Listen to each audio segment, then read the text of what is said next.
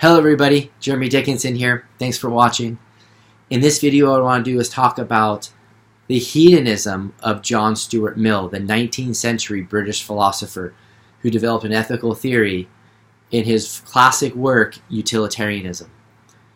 So in Utilitarianism, John Stuart Mill, he argues first for his what's called value theory, which is known as hedonism, and then he argues for his normative theory, which is called utilitarianism.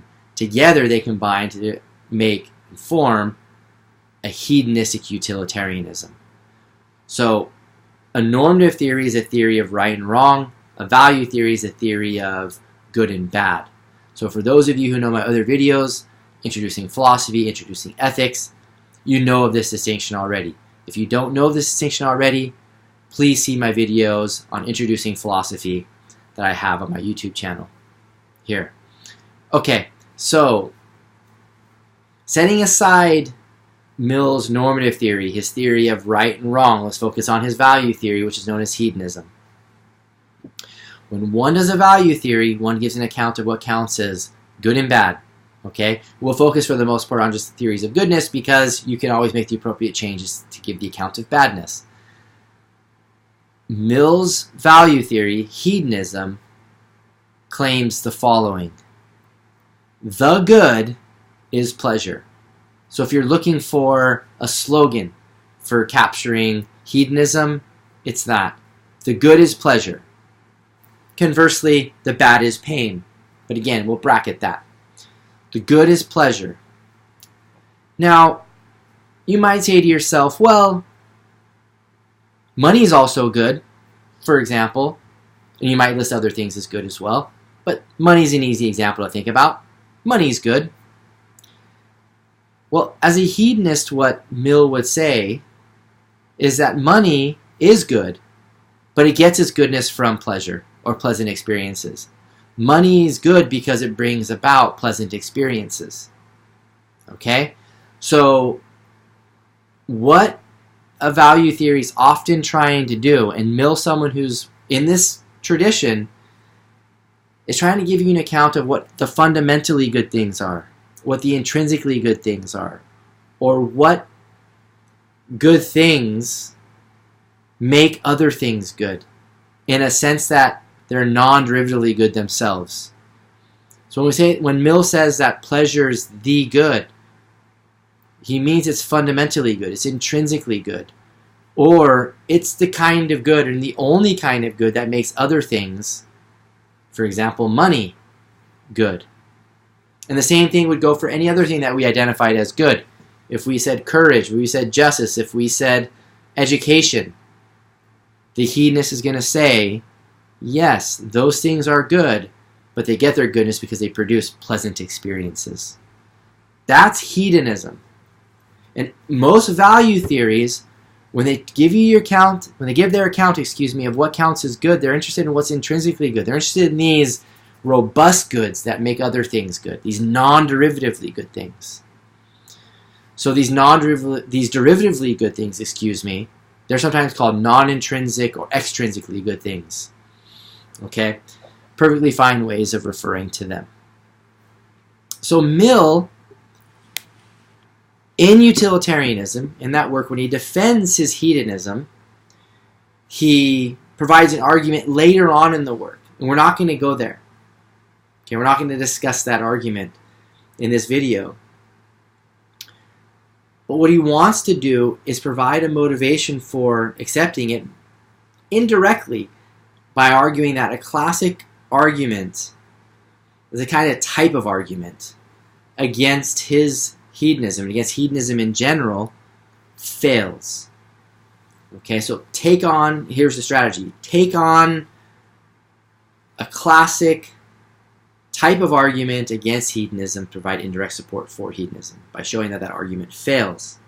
So here's how the argument roughly goes. Okay, Mill, you say pleasure is the thing, or pleasant experiences are the thing that are intrinsically good, and nothing else is intrinsically good. So that means, Mill, doesn't it, that we should, in order to live good lives, try to get good things in our lives. So we should aim as human beings for pleasant experiences. And Mill's going to say, yes, of course, that's what you should do. And then the arguer, the person who's arguing with Mill, is going to say, or arguing with the hedonist more generally, is going to say, well, isn't the aim of action for animals like pigs, swine, pleasure as well? And Mill is going to have to say, yeah, it is. And so now it looks like, if you accept hedonism, here's a way of capturing the challenge here. If you accept hedonism, you're committed to saying that the aim of human action is no better than the aim of swine action, the aim of pig action. Next step. But the aim of human action is surely better than the aim of swine action. So something went wrong with hedonism. So if hedonism is true, then the aim of human action is no better than swine action. But that's a bad result because surely the aim of human action is better than the aim of swine action. So hedonism's false. That's the argument. That's really a type of argument that's been leveled against hedonism going way back to philosophers like Plato and Aristotle. Mill thinks that there's a huge mistake being made in this argument. And it's with that first claim, the claim that says, if hedonism's true, then the aim of human action is no better than the aim of swine action. Mill agrees that human action is better than swine action. The aim of human action is better than the aim of swine action. He thinks that that's totally true. But here's what he thinks. He thinks that there are higher and lower pleasures. So this is a crucial aspect to Mill's hedonism. Mill comes along and says, in response to philosophers who were hedonists before him in his day, pleasure has a kind of structure where there are higher kinds and there are lower kinds. Human beings can aim at the higher kinds, and animals can only aim at the lower ones. Human beings aim at the lower ones as well, no doubt, but we can also aim at the higher ones.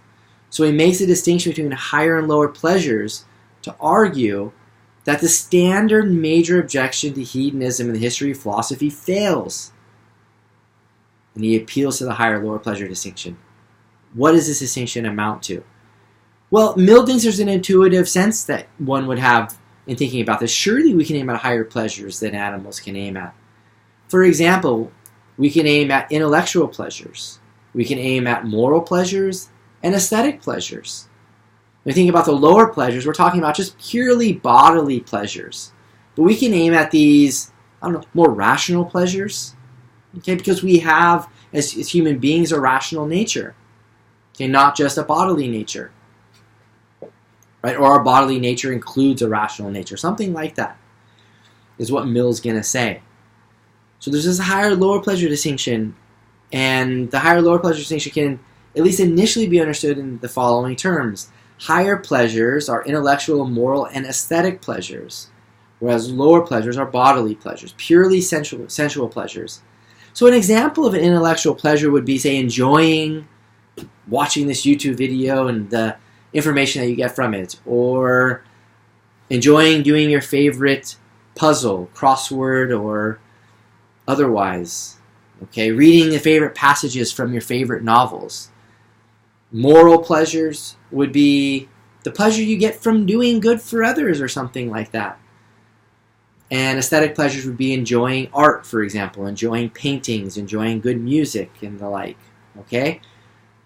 Those are those are capacities, those are the kinds of pleasures, that human beings can enjoy, given, as Mill would put it, that we have a more rational, a more noble, a higher nature than animals have. Animals can't aim at those pleasures, those higher pleasures, but they can only aim at the lower ones. Now, it's important that you understand that for Mill, the higher pleasures are like infinitely superior to the lower ones. He says that they're qualitatively superior. They are intrinsically superior over the lower ones, meaning that any amount of the higher pleasures is going to outweigh any amount of the lower pleasures. Okay, now think about what that would mean, right? You read your favorite paragraph from Dostoevsky, for example, and you compare that with your favorite sensual pleasure that you get, where you have 1,000,000 units of pleasure, okay, experiencing the higher pleasure of reading that passage from Dostoevsky is going to be greater. That's what it means for there to be this infinite distance between the higher and lower pleasures that Mill theorizes about.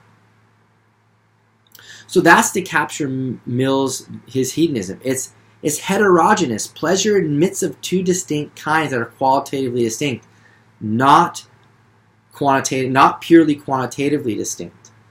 So Mill, he thinks that there's something about our nature that makes us such that we can enjoy these higher pleasures. Okay, so then hedonism can be true, but we need to have this qualitative difference between kinds of pleasures. Okay? Now, Mill thinks that he needs to provide support for this distinction, and so he says, they're competent judges, and the pleasures that the competent judges, pleasure judges, as it were, they're like pleasure experts, like pleasure connoisseurs. The ones that they decidedly prefer, Mill says, are the ones that are the higher pleasures, and they decidedly prefer the intellectual and the moral and aesthetic pleasures, as he would want to go on to say. Now, there's some interpretive issues here with Mill that I don't want to get into, but that's a rough way of understanding how he initially argues for this distinction, because he feels like a reader's going to be like, higher-lower pleasure distinction, why think there is such a thing in the first place? Why think that these intellectual and moral aesthetic pleasures are greater than the merely sensual pleasures? And so he gives this sort of competent judges, competent experts argument to support the view. But then he thinks he has a stronger argument, ultimately, that can appeal more to people.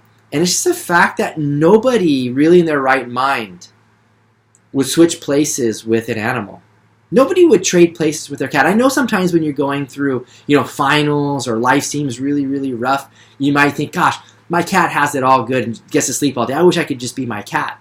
Those are rare cases, and nobody's really very serious about legitimately, literally switching places with animals. So the fact that human beings wouldn't even switch places with an animal, for Mill, is enough, he thinks, to intuitively establish that there's a distinction between these different kinds of pleasures that correspond to us having a different kind of nature, our noble nature, something that we're not going to forfeit or sacrifice. So that's Mill's hedonism, in response to a very standard argument. It's called the swine argument. The swine argument is trying to argue that hedonism fails because it looks like hedonism is going to imply that the aim of human action is no better than the aim of swine action. But Mill says that's not true, because we, and not swine, have the higher pleasures. And the higher pleasures are infinitely better, qualitatively better than the lower ones. And then he ends up giving two arguments, right, and to support this higher-lower pleasure distinction in support of his version of hedonism. The competent judges argument, the competent judges, the pleasure experts, don't you want that job, would decidedly prefer the intellectual and the moral and the aesthetic higher pleasures to the lower ones. And he wants to give this more intuitive argument that nobody would trade places with an animal. No one would surrender the enjoyment of these higher pleasures that they even experience just some of the time for purely enjoying only the lower kinds of pleasures. Now keep in mind that for Mill, he thinks that when we enjoy our lower pleasures as human beings, there's often always accompanying, guess what, a higher pleasure. So when we enjoy food, we care about its aesthetics. We care about how it's laid out. When we enjoy drink, the same thing is true. When we enjoy, sexual intercourse, it's not just we have sort of moral standards in place for these things that produce pleasure. And so Mill thinks that when we enjoy the sensual pleasures as human beings, they're always intermingling with the higher pleasures. So for us, in our practical enjoyment of the lower pleasures, the higher pleasures are almost always usually present. So that's supposed to give you a sense of Mill's value theory, his hedonism, his heterogeneous version of hedonism, in response to those who would want to say that pleasure is really of one qualitative kind. No, there's two qualitative kinds, higher and lower pleasures. Thanks for watching, everybody. I hope that this was clear. If you have any questions, anything needs clarification, please hit me up below with some comments.